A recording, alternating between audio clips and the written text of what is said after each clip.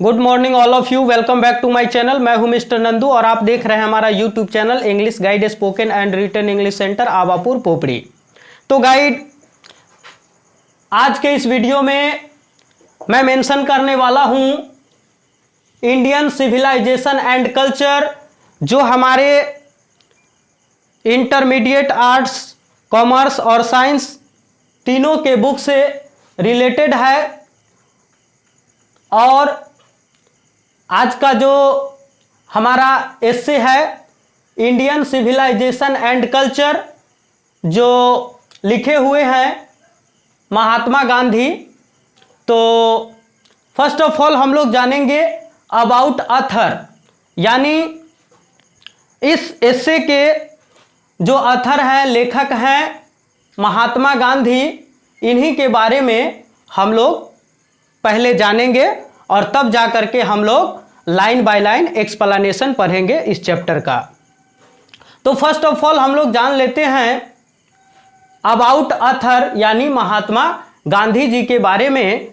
और गाइड, मैं ये जो पैराग्राफ लिया है ये कहीं अलग से नहीं लिया है, आपके 100 मार्क्स इंग्लिश के फर्स्ट चैप्टर का जो फर्स्ट प्रोज है उसी से लिया हूं मैं, ये थीम जो गांधी जी का है, और इसी को line by line Hindi explanation के साथ बताने जा रहा हूं। तो शुरू करता हूं।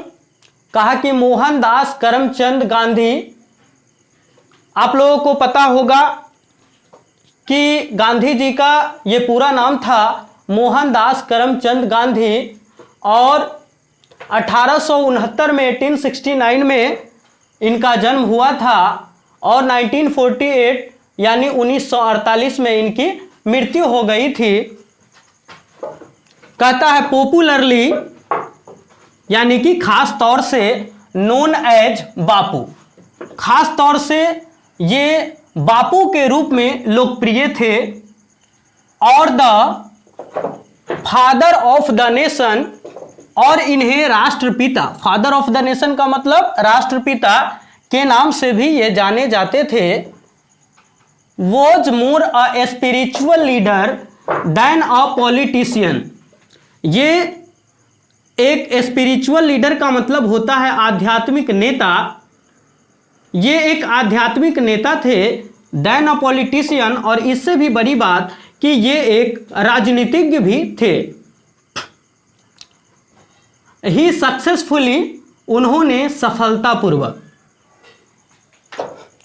यूज्ड, प्रयोग किया, ट्रूथ एंड नॉन वायलेंस, सत्य का और अहिंसा का, एज द चीफ वेपन्स, मुख्य हथियार के रूप में, against the British rule, against मतलब के खिलाफ, द ब्रिटिश रूल, अंग्रेजों के नियम के खिलाफ। तो कहा इन्होंने सत्य और अहिंसा, आप लोग पढ़े होंगे, इससे पहले भी जाने होंगे प्रीवियस क्लास में कि गांधी जी के दो ही हथियार थे, एक सत्य और दूसरा अहिंसा। तो कहता है गांधी जी ने सफलतापूर्वक प्रयोग किया सत्य और अहिंसा नाम के हथियार का, मुख्य रूप से सरकार के, अंग्रेज सरकार के नियम के खिलाफ। नेक्स्ट लाइन है इन इंडिया, यानी कि भारत में। तो कहा भारत में सत्य और अहिंसा नाम के हथियार का मुख्य रूप से अंग्रेज सरकार के खिलाफ उन्होंने यूज किया, एंड हेल्प्ड, और सहायता किया, मदद की, इंडिया, भारत को गेन इंडिपेंडेंस, यानी आज़ादी दिलाने में। मुख्य रूप से कहा कि मुख्य रूप से सत्य और अहिंसा नाम के हथियार का मुख्य रूप से प्रयोग किया अंग्रेज सरकार के खिलाफ और भारत को आज़ादी दिलाने में मदद की। फ्रॉम 1915, फ्रॉम मतलब से 1915 यानी 1915 से, तो 1915 से टिल 1948 1948 तक ही कॉम्प्लीटली उन्होंने पूरी तरह से डोमिनेटेड, यानी कि सहयोग दिया, मदद किया, इंडियन पॉलिटिक्स, भारतीय राजनीति में। ही डाइड, वे मर गए at the hands of a fanatic, एक कट्टर के हाथों। फैनाटिक का मतलब होता है कट्टर आदमी, तो कहा एक कट्टर के हाथों वे मारे गए। और वो कट्टर व्यक्ति कौन था, उनका मैं नाम भी आप लोगों को बता देता हूं। उनका नाम था नाथूराम गोड्स। तो कहा एक कट्टर के हाथों वे मारे गए ऑन 30 जनवरी 1948, 30 जनवरी 1948 को वे एक कट्टर के हाथों मारे गए। कहा हिज ऑटोबायोग्राफी, उनकी आत्मकथा, माई एक्सपेरिमेंट विद ट्रूथ, मेरा प्रयोग सच्चाई के साथ, उनकी एक आत्मकथा है, ऑटोबायोग्राफी है जिसका नाम है माई एक्सपेरिमेंट विद ट्रूथ, मेरा प्रयोग सच्चाई के साथ। And the numerous article, numerous का मतलब होता है बहुत सारा, और उन्होंने बहुत सारे आर्टिकल्स यानी लेख लिखे हैं। दैट जो ही रोट उन्होंने लिखा है, बहुत सारे निबंध जो उन्होंने, बहुत सारे लेख जो उन्होंने लिखा है। फॉर यंग इंडिया, भारत के नौजवानों के लिए। एंड द स्पीचेज, और भाषण भी दिया उन्होंने। दैट ही डिलीवर्ड, भाषण भी दिया। ऑन डिफरेंट ओकेजन, भिन्न भिन्न अवसर पर, भिन्न भिन्न मौके पर। कहा रिवेल हिम, जो उनके रहस्य को बतलाता है। यानी इन्होंने जो भिन्न भिन्न अवसर पर जो लेख लिखा, जो भाषण दिया, वो रहस्य बतलाता है। रिवेल का मतलब होता है रहस्य बतलाना, राज खोलना, तो उनका राज खोलता है। कहा not only as an original thinker, कहा कि वे केवल एक अच्छे विचारक ही नहीं, एक सच्चे विचारक ही नहीं, बट ऑल्सो, विचारक ही नहीं बल्कि एज अ ग्रेट मास्टर, वे एक महान मास्टर थे। ऑफ चेस का मतलब होता है कला शैली, वे एक कला शैली के बहुत बड़े मास्टर भी थे। आइडियोमेटिक और मुहावरादार इंग्लिश, मुहावरादार इंग्लिश के वे बहुत बड़े जानकार भी थे। कहा इन द फॉलोइंग एक्सट्रैक्ट, निम्नलिखित निचोड़ में, जो यहाँ निम्नलिखित सार प्रस्तुत किया गया है इंडियन सिविलाइजेशन एंड कल्चर के रूप में।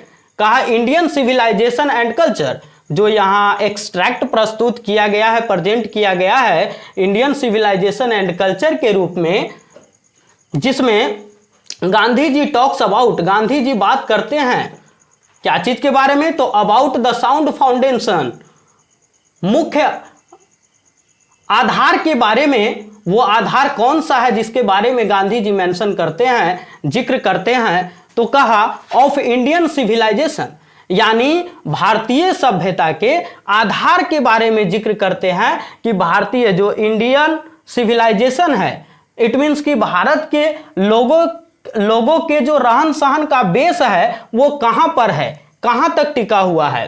तो कहा विच हैज सक्सेसफुली, जो सफलतापूर्वक, withstood the passage of time, जो सफलतापूर्वक, विद स्टूड मतलब फैलना, द पासेज ऑफ टाइम समय के साथ, यानी इंडिया का जो सिविलाइजेशन है वो सफलतापूर्वक समय के साथ बढ़ता गया है।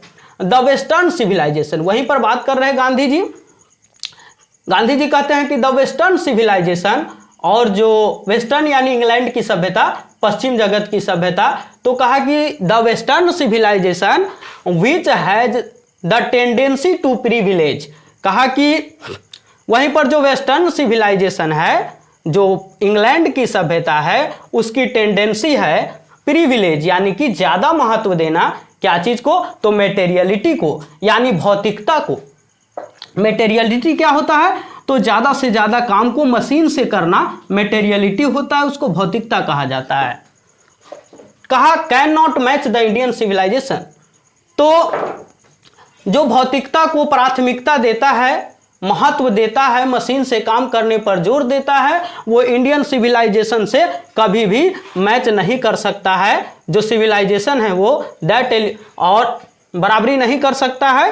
कहा कि जो Indian civilisation that elevates the moral wing, और जो हमारी सभ्यता है, इट मीन्स कि इंडियन सिविलाइजेशन है वो हमारी नैतिकता को, मोरल बीइंग, हमारी जो नैतिकता है, उसको उठाता है, उसको आगे बढ़ाता है। इसलिए हमारी नैतिकता को उठाना हमारी सभ्यता की नींव है और इसकी बराबरी इंग्लैंड की सभ्यता कभी नहीं कर सकती है। अब अबाउट अथर आप लोगों ने पढ़ लिया गांधी जी के बारे में। अब हमारा जो फर्स्ट पैराग्राफ है, इस पूरे पैराग्राफ को मैं लाइन बाय लाइन एक्सप्लेन करूंगा। हमारा जो फर्स्ट है, पहले हम लोग इसको पढ़ लेते हैं। तो कहा आई बिलीव, गांधी जी कहते हैं कि मैं विश्वास करता हूं दैट कि the civilisation India has evolve, कि जिस सभ्यता को, द सिविलाइजेशन, जिस सभ्यता को बार बार मैं सभ्यता बोल रहा हूं, इस सभ्यता का मतलब आप लोग शायद नहीं समझते होइएगा, तो एक बार जान ले कि सिविलाइजेशन क्या होता है। तो कहा civilisation is that conduct which point out a man path of duty. सभ्यता जो होता है एक व्यवहार का माध्यम होता है। सभ्यता इट मीन्स कि लोगों के रहन सहन का जो तौर तरीका होता है उसी को सिविलाइजेशन कहा जाता है, सभ्यता कहा जाता है। तो कहा मैं विश्वास, गांधी जी कहते हैं कि मैं विश्वास करता हूं, दैट मतलब कि द सिविलाइजेशन, की सभ्यता, उस सभ्यता, वह सभ्यता इंडिया हैज इवॉल्व, जिसे इंडिया ने इवॉल्व मतलब पैदा किया है, विकसित किया है। मैं विश्वास करता हूं कि वह सभ्यता जिसे इंडिया ने विकसित किया है is not be beaten in the world, उसे दुनिया में हराया नहीं जा सकता है, उसे दुनिया में कोई भी सभ्यता पराजित नहीं कर सकता है। कहा नथिंग कैन इक्वल, कुछ भी बराबरी नहीं कर सकता, the seeds sown by our ancestors. अब सीड्स क्या चीज का सीड्स है? तो भाई सिविलाइजेशन का सीड है। ये सीड किसी पौधा का नहीं है, ये हमारे सिविलाइजेशन का, हमारे पुराने लोगों के रहन सहन का बीज है। तो कहा कि कुछ भी बराबरी नहीं कर सकता, हमारे पूर्वजों द्वारा जो विकसित किया गया है सिविलाइजेशन, उसकी कुछ भी बराबरी नहीं कर सकता। कहता है रोम वेंट, रोम चला गया, यानी कि रोम की सभ्यता खत्म हो गई। Greece shared the same fate, कहा कि यूनान का भी वही हाल हुआ। यूनान, इट मीन्स कि यूनान की भी सभ्यता खत्म हो गई।